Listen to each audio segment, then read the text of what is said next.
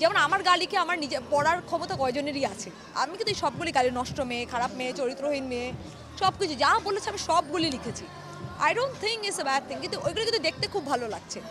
আমি অবশ্যই একটা কথা বলবো যে ফ্যাশন উইকগুলির বেনিফিট যদি আমরা একটা সাইড থেকে দেখতে চাই, যে আমরা আমাদের দেশীয় কালচারকে, যেমন এটার যে আমি যখন এটার ইনভিটেশনটা প্রথম পাই, মানে প্রত্যেকটা কিন্তু ফ্যাশন উইকের আলাদা আলাদা থিম থাকে।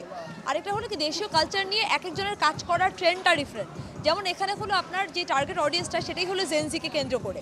তো আমাদের ক্ষেত্রে অনেক একটা কনফিউশন আছে যে আমরা মনে হয় যে জেনজি বা লেটেস্ট জেনারেশন যারা আছে তারা মনে হয় দেশকে ভালোবাসে না, উইচ ইজ নট ট্রু। আমি যদিও জেনজির না, আমি মিলেনিয়ালসের, কিন্তু আমি মনে করি যে কি ভালোবাসার হলো কি ধরনটা ডিফারেন্ট।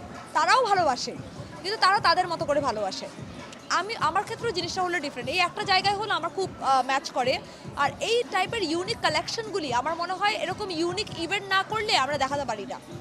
যেমন আমি কিন্তু বাংলাদেশে একমাত্র এই 5 দিনের জন্য এসেছি, এই ফ্যাশন উইকের জন্য। এটা অ্যাটলিস্ট আপনি অর্গানাইজার সবাইকে জিজ্ঞেস করে দেখতে পারেন। কারণ আমার মনে হয়েছে যে দিস ইজ সামথিং যেখানে আমি আমার যে আইডিয়াটা আছে সেই আইডিয়াটা আমি এক্সপ্লেন করতে পারবো। যে আমি রিক্সা আর্ট বা রিক্সা কালচার, জামদানি, নকশিকাঁথা, রাজশাহী সিল্ক, এগুলি দিয়ে আমি এখানের যে মডার্ন ফ্যাশন আছে এই ফ্যাশনগুলির কাজগুলি আমি করতে পারি। তো ওইভাবে করে আমার মনে হচ্ছে যে আমরা এই টাইপের যদি ইভেন্ট না হতো তাহলে কিন্তু আমি এই জিনিসগুলো শোকেস করতে পারতাম না। কারণ আমরা জানি যে আমরা এমন একটা সোসাইটিতে থাকি যেখানে সব কিছুই আমরা যা করি না কেন আমাদেরকে জাজ করা হয়। তো আমার মনে হয় যে কি এরকম ইভেন্ট আরও বেশি করা উচিত, যাতে করে যাদের ইউনিক আইডিয়া আছে যে দেশকে ভালোবাসার বা দেশকে রিপ্রেজেন্ট করার গ্লোবালি বা দেশের ভিতরে বা দেশের বাইরে, তাহলে তারা তাদের আইডিয়াটা মানুষের কাছে পৌঁছাতে পারবে। কারণ ইভেন্ট না হলে কিন্তু আমরা জানতে পারি না। যেমন অনেকেই জানে না যে রিক্সা পেইন্টের, যেমন রিক্সার প্লাস্টিকের কাজ বা রিক্সার পেইন্টের কাজ অনেকেই করে। যেমন আমি রিক্সার যে জ্যাকেটটা পরে আছি এটাও কিন্তু রিক্সার জ্যাকেট কিন্তু অনেকেই করছে।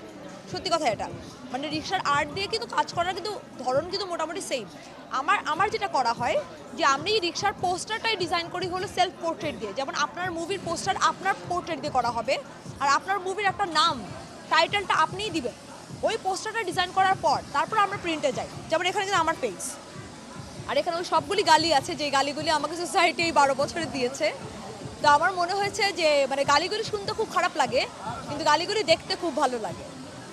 তো এই আইডিয়াগুলি আমার মনে হয় যে কতগুলি জিনিস যে সোসাইটি বলছে যে আপনাকে যে না তোমার এটা করা উচিত না, এটা করা উচিত না, এগুলো দেখতে কিন্তু খুব ভালো লাগছে। যেমন ফরেনাররা সবাই এটা পারচেস করতে, কেউ বুঝে করছে কেউ না বুঝে করছে।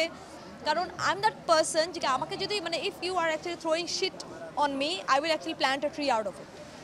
তো আমার মনে হয় যে আই এম ওয়ারিং দোজ গালি as a medal, because whatever you guys actually said or did, I am just standing here just because of you guys. কারণ ওদেরও কিন্তু ক্রেডিট আছে, তারা কিন্তু না বললে বা আমি হয়তো এই জায়গাগুলি করতাম না।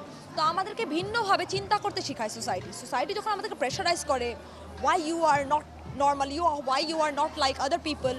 আমার জেনজি বা যে কোনো লেটেস্ট জেনারেশনের যে কোনো মানুষ যখন মডার্নভাবে ভিন্নভাবে চিন্তা করতে চায় তখনই কিন্তু এই জিনিসগুলি ফেস করে।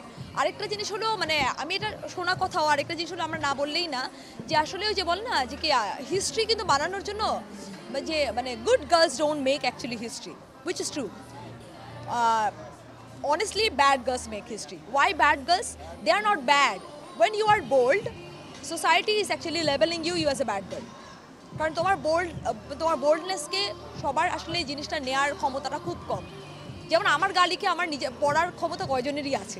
আমি কিন্তু এই সবগুলি গালি, নষ্ট মেয়ে, খারাপ মেয়ে, চরিত্রহীন মেয়ে, সব কিছু যা বলেছে আমি সবগুলি লিখেছি। I don't think it's a bad thing, কিন্তু ওইগুলো কিন্তু দেখতে খুব ভালো লাগছে। তো আমি যেটা করি যে আমি আমাদের যে বাংলাদেশি যে ট্রেন্ড বা কালচারটা আছে এটা আমি মডার্নাইজ করি, যাতে করে দেশের বাইরের মানুষ এই জিনিসটাকে আপ্লুব্ধ করে। আর আমার দেশের বাইরের রেসপন্সও খুব ভালো। Thank you so much.